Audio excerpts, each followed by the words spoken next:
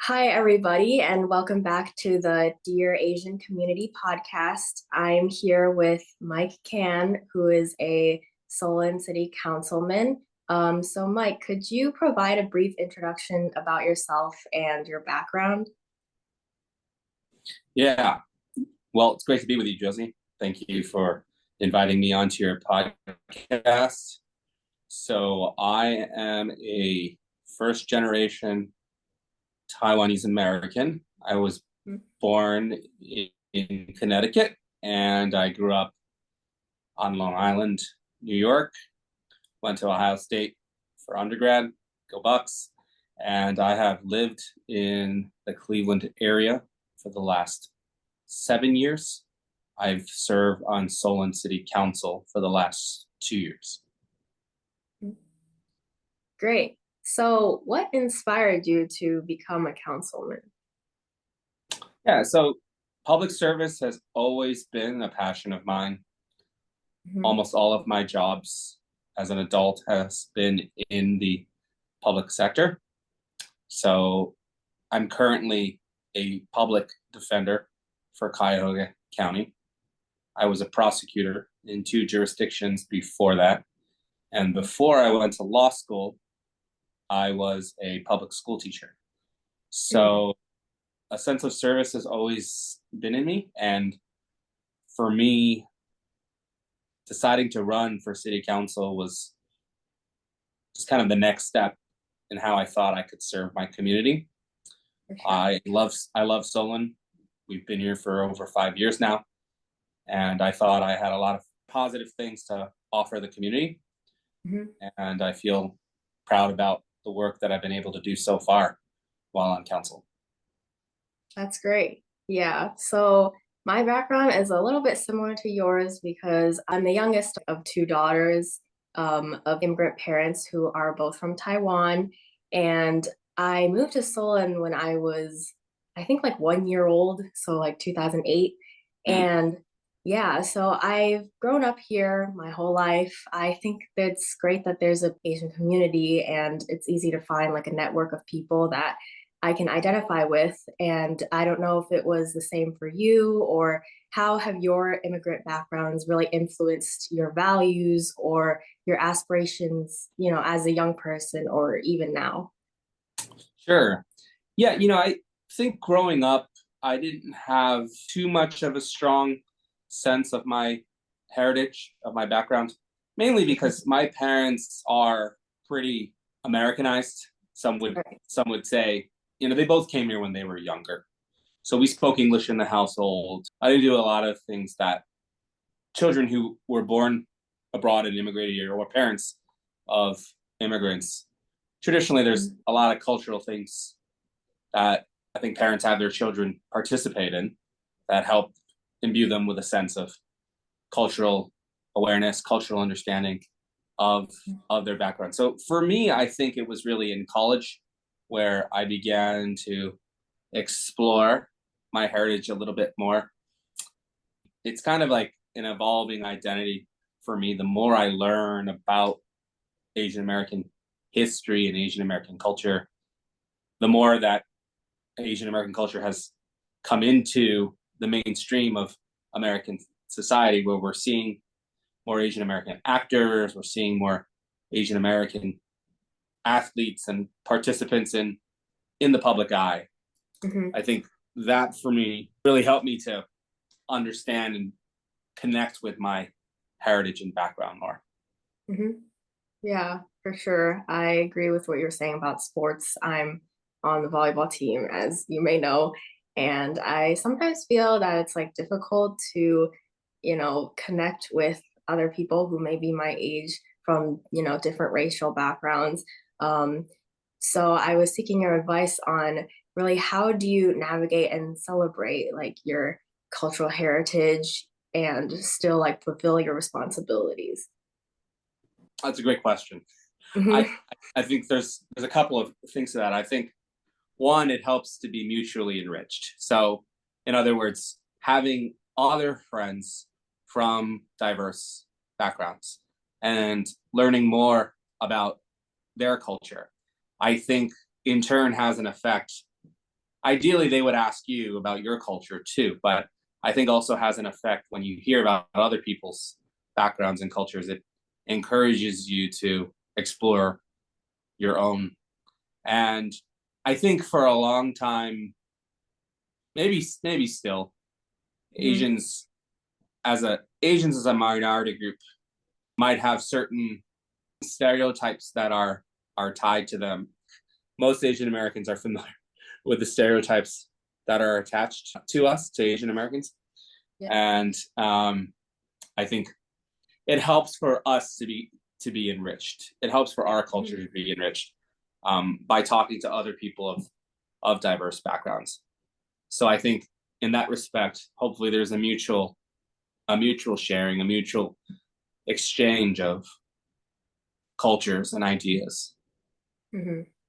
Yeah, I think that's a great way to start. Um, do you think there's been any instances where maybe your cultural background has given you unique insights into like what you're doing, or, you know, like you said, with teaching or, in law school or anything like that? I don't know about unique insights. I think all of us to a certain degree come to a new situation, a new experience.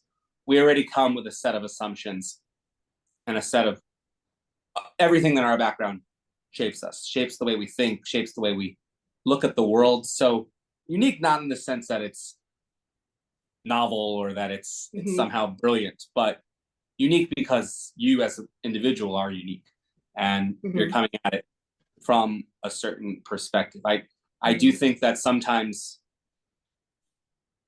there are cultural assumptions that we have that perhaps other cultures may not understand why we react or think a certain way when it Hmm. comes to our particular idea or something, but we understand because we we grew up in that culture. We grew up with that background.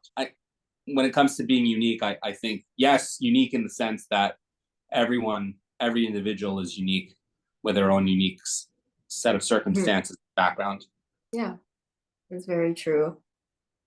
Stepping back from not just, you know, being Asian American, but also as a teenager, I think there's different times where I haven't felt, motivated to keep pursuing my goals. And I was inspired by what you said about, becoming councilman.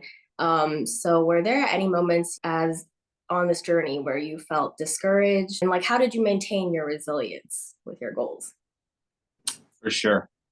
I think anytime someone suffers a disappointment, there's always a questioning about whether I can make it, whether I'm in the right field, whether or Hmm. not this is the right path to be pursuing. And sometimes it is telling you something. Your circumstances are telling you something to go one way, but you got to balance that with, as you say, you use the word perseverance.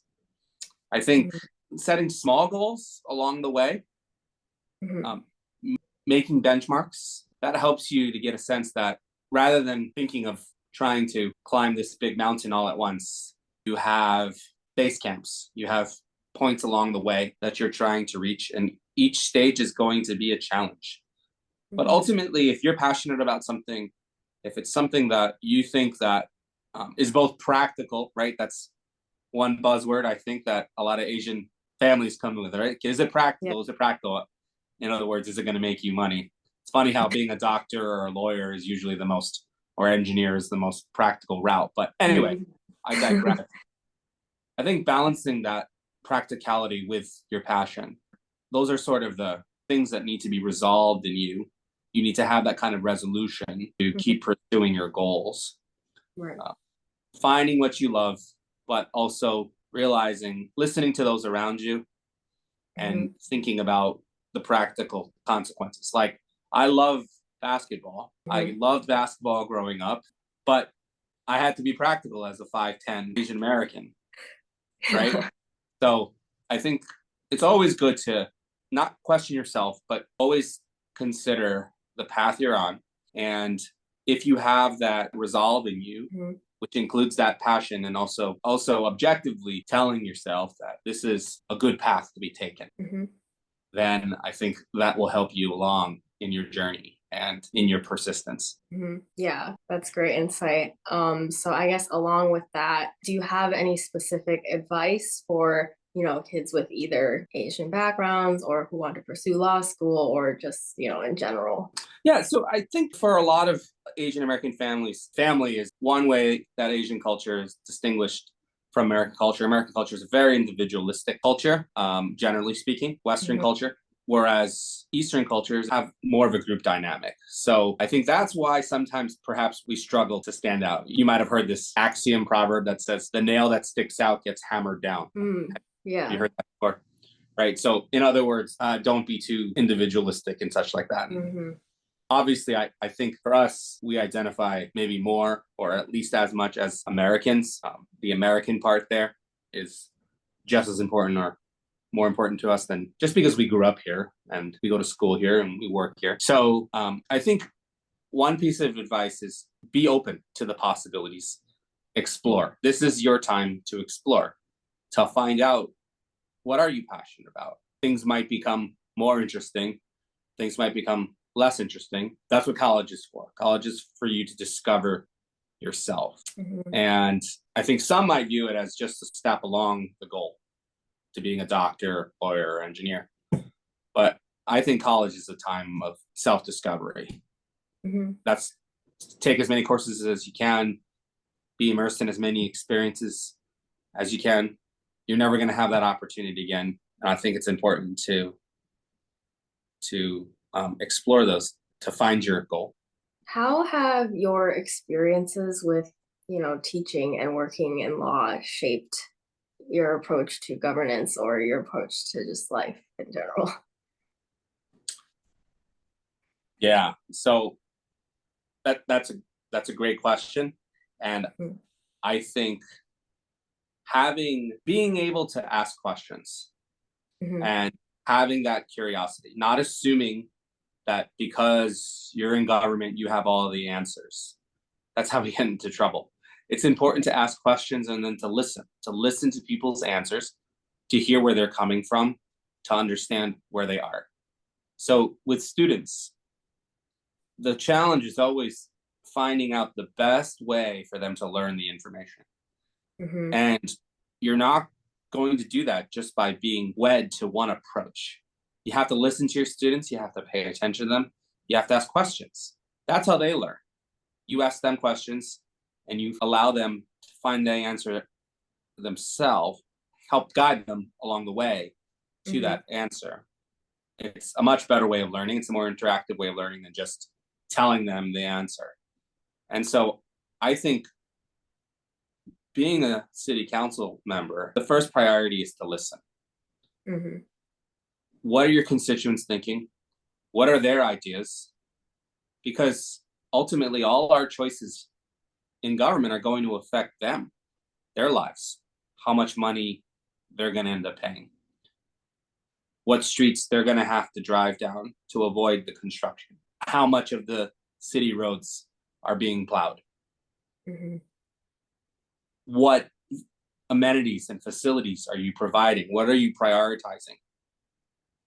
Mm-hmm. Democracy is a value system. It's a bunch of competing interests, individuals serving in government, a bunch of competing interests, and as elected representatives, it's our job to represent, not represent ourselves, thinking that we have all the answers, Mm-hmm. but to ask questions of constituents, ask questions of those working in government, ask questions of those who are the experts and who have the data. Mm-hmm. It's important to process, analyze, and synthesize all the information you can, and then do your best to make the best choices for your residents. Because ultimately, that's who we serve. We serve people. We're here to serve people. Yeah. Well, it's great to hear advice from a professional like yourself. Yeah, thank you so much for joining me. Thank you, Josie. Pleasure to talk with you.